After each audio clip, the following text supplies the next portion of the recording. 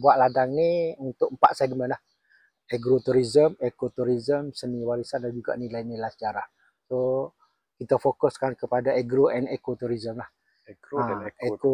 Agrotourism hal-hal dengan pertanian. Okay. So dengan pertanian ni saya buat ladang kelapa seluas 6 ekar dengan total pokok lebih kurang 540 pokok lebih.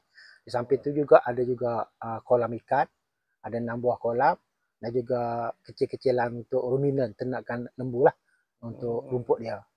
So biasanya kelapa ni biasa istilah kelapa dia dipanggil pokok kehidupan lah. Setiap item yang ada dekat pokok kelapa ni kita boleh guna dalam istilah kehidupan kita lah. Right. Mostly kita di Kelantan ni banyak kita fokus kepada tuak, santan, kelapa muda dan juga kelapa tua lah.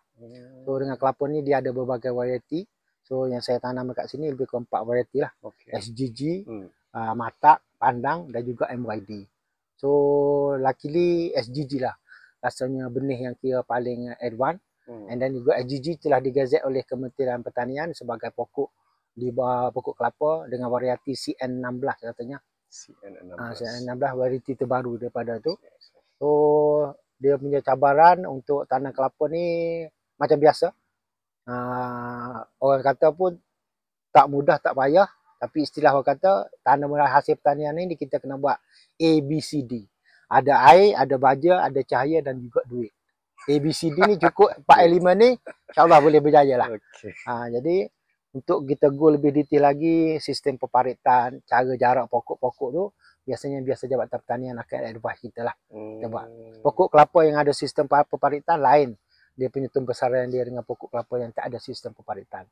Jarak pun mungkin memainkan peranan. Kalau tuan-tuan tengok daripada sini penjarakan pokok tu sudah semestinya paling efektif 25 kaki kali 25 kaki lah.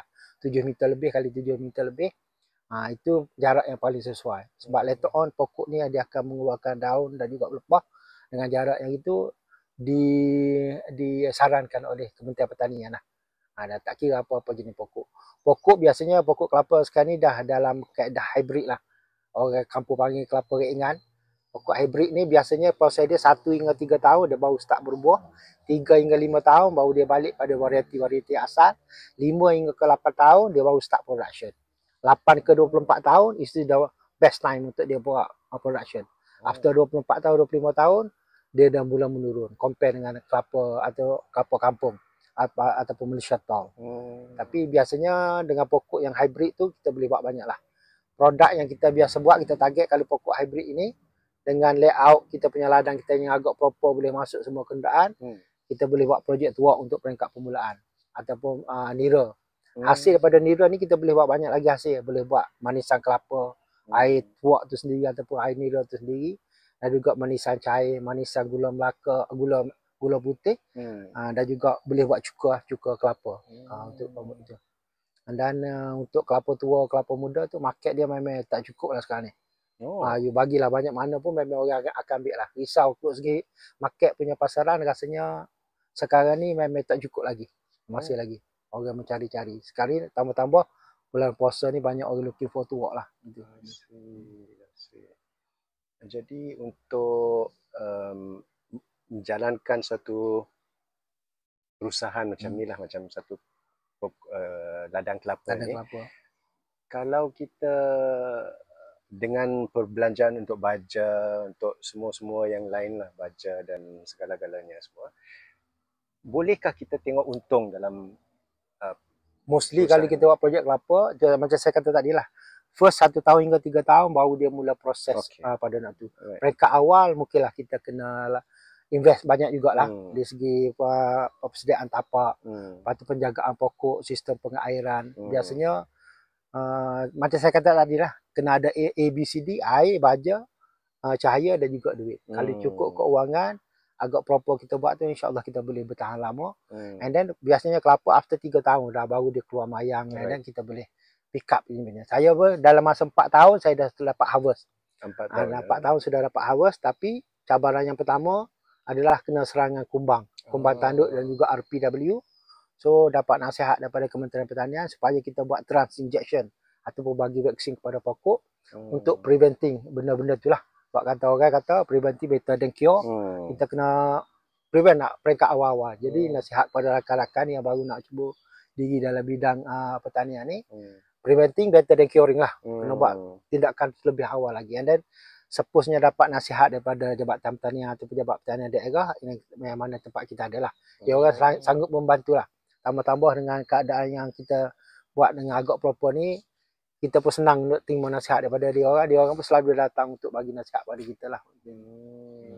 Dan masa kini pun sekarang ni tengok dengan teknologi yang sekarang segini, untuk let's say kata kita ambil proses untuk air tuak ataupun air nira lah. Kalau dulu kita harvest tuak satu hari 2 kali saja. Pukul 6 pagi, pukul 9 pagi dan juga 6 petang. Sekarang ni ada kaedah baru, dia boleh buat 3 kali harvest. Mana pukul 9 pagi dah ambil 1 kali, pukul 6 petang 1 kali, ada pukul 12 tengah malam 1 kali. Pak, tuak ni once kita dah slice 1 kali kita punya slice tu, pengeluaran air tuak, air tepat air nira dia akan keluar 6 hingga 8 jam.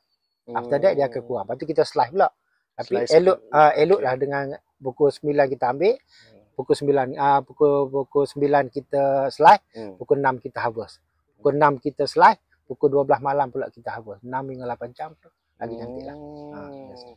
Pokok itu boleh dapat mostly satu pokok kelapa dia akan bila dah matang dia akan mengeluarkan 6 hingga 8 tandan.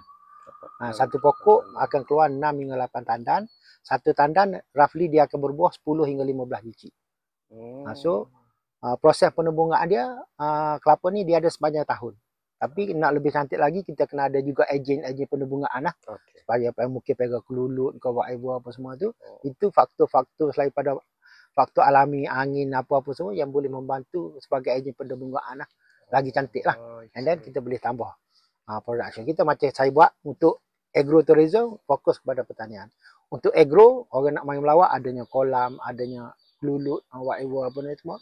Dan juga pokok tanaman-tanaman yang jangka pendek lah. Itu kita boleh selitkan lah sekali. Sebab jarak pokok kelapa daripada pokok kelapa yang disarankan oleh Kementerian Pertanian 25 kaki kali 25 kaki. In between tu kita boleh letak mana-mana pokok untuk pokok jangka pendek lah. Macam seedless punya jambu, limau nipis, limau purut, limau kasturi tu biasa dia sebab kita kena kaji konsep kelapa ni dia tak ada akar tunjang, dia akar serabut.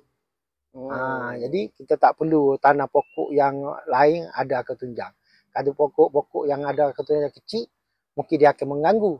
Tapi in between tu antara 25 kaki kali 25 kaki kita bolehkah selit pokok-pokok yang kecil, pokok renek lah. Biasanya let's say kata kalau pokok jambu selalu kita buat harvest, kalau kita buat pruning dia tak akan tinggi lebih daripada 4 kaki. Jadi membantu melevel stabilize untuk tanah jadi sejuk. Lepas tu kita boleh utilize ruangan tanah yang ada tu sehingga pokok tu membesar lah. Biasanya cabaran pertama 1 hingga 3 tahun tu untuk proses pokok tu boleh sustain, boleh establish dia punya tu. Situlah kena ambil masalah. Sebab pengairan juga main peranan penting peringkat awal. Kita nak bagi pokok tu segar, akar dia tu tumbuh dengan sempurna. After 3 tahun bila dia survive, okeylah tak ada masalah lah. Cuma pembajaan kita tu macam saya buat peringkat awal saya buat 3 bulan sekali, lepas tu reduce pada sebulan sekali. Sekarang ni dah musim berbuah, saya just fokus pada baja buah. Kalau dulu dia baja untuk akar, baja untuk bunga, baja untuk buah. Sekarang ni peringkat kita ni dah baja buah, kita fokus lah. Baja buah pun dia ada kaedah baja organik, kaedah baja kimia. So kita selang-seli lah benda tu. Jadi benda tu daripada masa ke masa kita akan dapat reduce cost untuk pembajaan dan juga racun pun sama juga. Better kita pakai racun organik dan juga racun kimia, kita selang-seli supaya pokok tu tidak immune dengan jenis-jenis baja dan juga jenis-jenis racun tu lah. Jadi yang kata tanam in between itu macam jambu ke macam limau ke apa tu, itu kita tanam dalam masa dia sedang membesar. Kalau boleh dalam setahun setengah pokok dah establish, baru kita buat tanam. Kalau kita tanam sekaligus, dia akan berebut baja, rugi masa. Jadi and then kalau pokok-pokok renek ni biasa dia nak naung pokok tu, biasanya setahun setengah sudah ada pelepah yang menaungi pokok. Tapi pokok yang kita selang-seli tu bukan pokok tanaman jangka panjang lah, pokok jangka sederhana ataupun jangka pendek lah.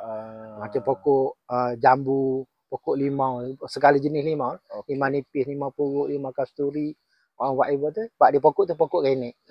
Dia tidak mengganggu pembesaran lah dengan pokok. Sebab main core kita adalah pokok kelapa, tapi in between tu boleh jugalah. Macam saya dari peringkat awal, dari peringkat lama dah, pokok 4 tahun 5 tahun pokok dah besar, mungkin dah sampai ke tahap kepala, kita boleh tanam rumput pula. Satu rumput untuk pelihara punya ternakan, and then satu untuk maintain suhu tanah tu biar sentiasa sejuk. Kalau kita biarkan rumput terlalu panjang, risau pula serangan daripada benda-benda lain pula. And then cabaran yang kedua adalah serangan kumbang lah.